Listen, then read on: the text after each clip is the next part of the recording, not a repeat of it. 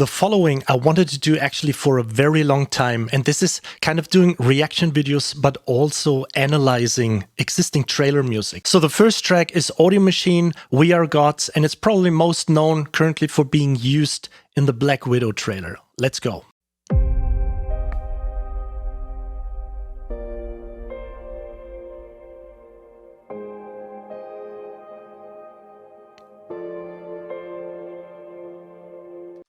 Okay, so right from the beginning, something very important. You have that little piano hook line and almost nothing else. And this is just consisting of 4 simple notes. And just keep in mind, we are not composing music for other composers. We are creating music that should be memorizable for everyone. Trailer music is all about selling a movie, okay? And let's keep on listening.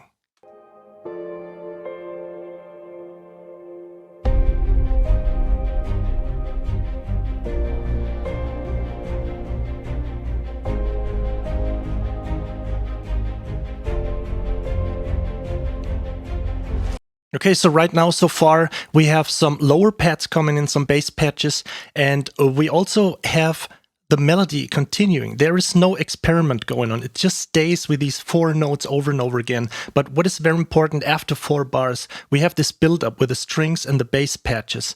But it stays the same, and this is really brilliant because the composer is creating this memorizable pattern, and it just won't go out of your head once you finish listening to the track.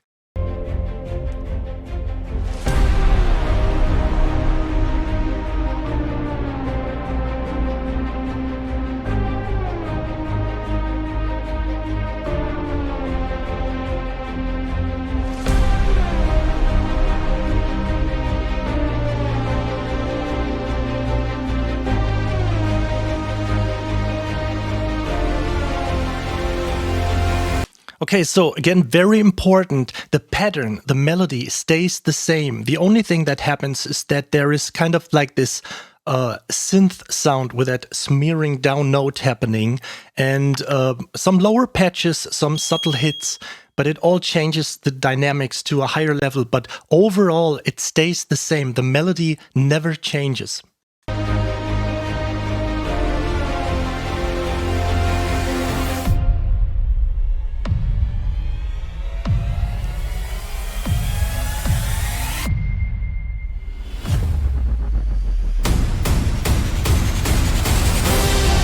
So this gap is very important because it not just separates the intro from the main part and then again the main part from the outro.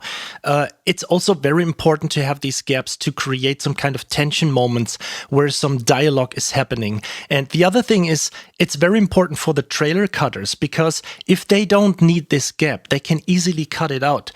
If you compose the music to just like a continuing track, it's hard to add a gap because you would have to start working, or the trailer editor would have to start working with, swells or crescendos or, additional hits and risers. So in general, you make it easier for the trailer cutter to work with that track. Another thing is, usually you have these gaps for maybe like a bar or 2 empty with a downer or something, just leaving some space. But this gap is very brilliantly done because it adds way more tension, because you think, now we are going to the main part, and then there is like another bar and another bar happening, and which creates more and more tension, and then finally it heads over to the main part. So let's start listening from here.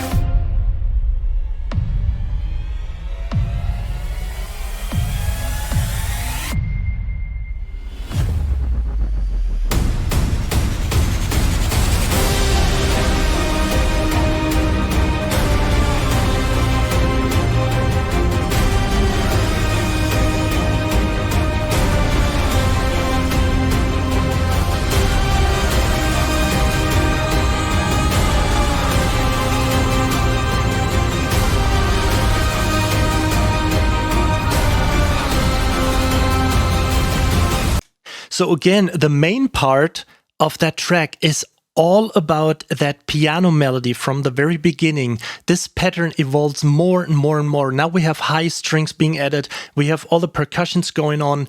And also keep in mind, in the second half of the track, we have that singer coming in that adds a little bit more dramatic, some kind of a dramatic mood. Let's continue listening from here.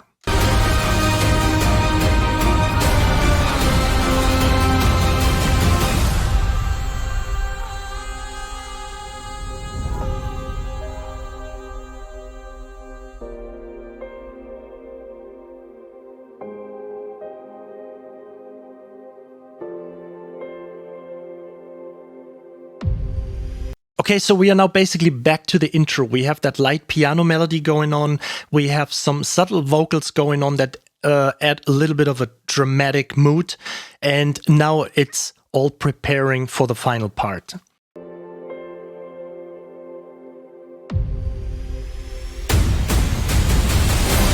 So remember the first gap, this was very, dramatic and longer, and it kind of seems to prepare us for that something is happening, and it raised that tension by, exaggerating the crescendo, making it longer and longer and longer, and then suddenly it starts. And now we have the direct opposite. It just rushes in. We have just one gap, one bar, and then it heads over to the final part.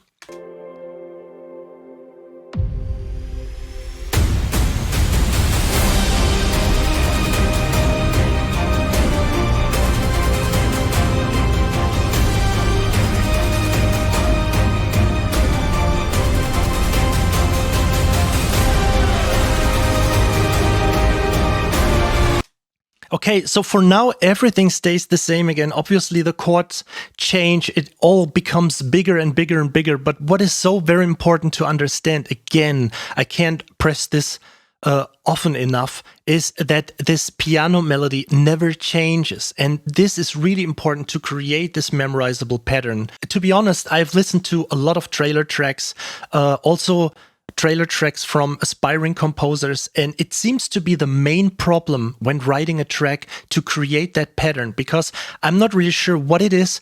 It's probably, and I don't mean this in a negative way, kind of like that ego thing to create something special, to stick out from the crowd. But you have to remember one thing. Trailer music is kind of like putting the price tag on, let's say, like a DVD or the Blu-ray package of a movie. It says buy me, and it says like $9.99 only, or something like this.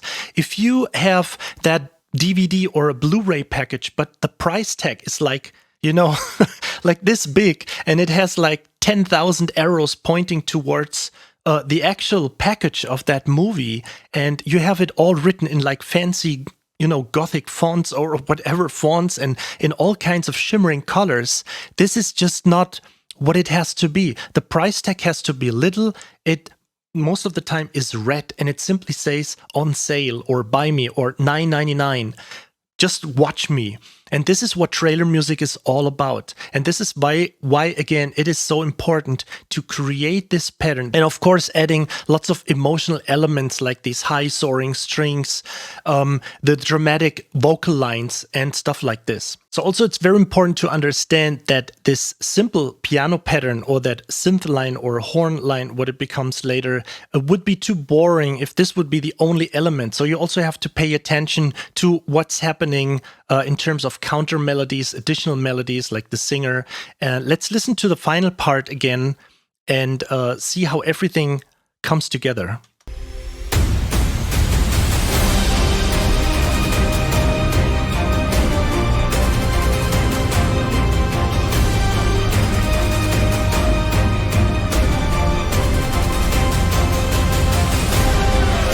Singer comes in, counter horn melody.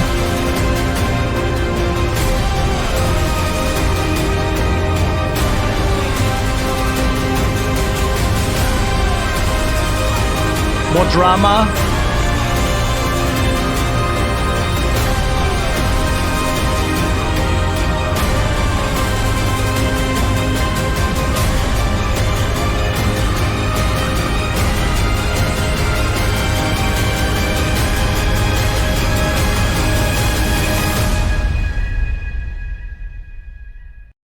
Wow, I'm getting I'm getting goosebumps every time I'm listening to this track. So you can hear that it's not just the final melody, not just like the typical length of like 4 or 8 bar patterns and then evolving. There is also that additional outro coming at the end, and this adds like the ultimate tension. And if you watch the trailer, if you watch the Black Widow trailer, this is the part where you see all the fast stuff happening, all the big pictures, the explosions. All kinds of, attention creating things and like these war moments. I definitely have to watch that movie.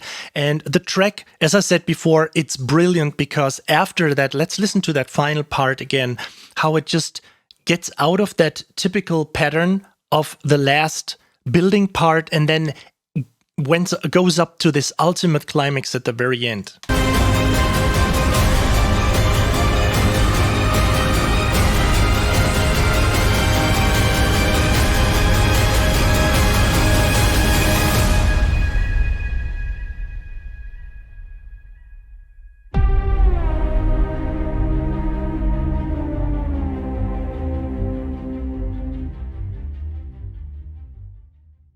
Okay, last but not least, at the very ending, it doesn't go back to the piano melody, but stays on that synth hook line, which is actually the piano melody, but just another layer on top.